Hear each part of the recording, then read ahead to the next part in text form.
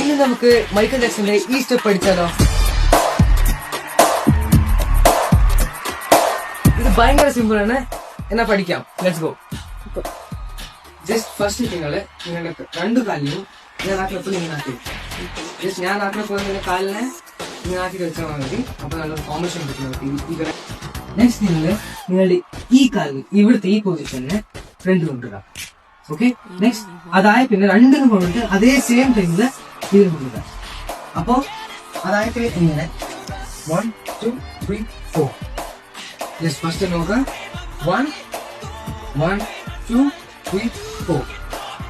അതായത് പിന്നെ at the same time 1 2 3 4 കാണാൻ പറ്റുന്നത്. ഇത് ഫ്രണ്ട് പോയിട്ട് നെക്സ്റ്റ് കൊണ്ടുവരാം. നമ്മള് 1 2.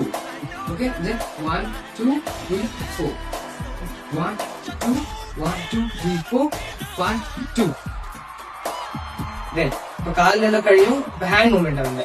അവയിലാക്കുന്ന സമയത്ത് 1 2 3 4.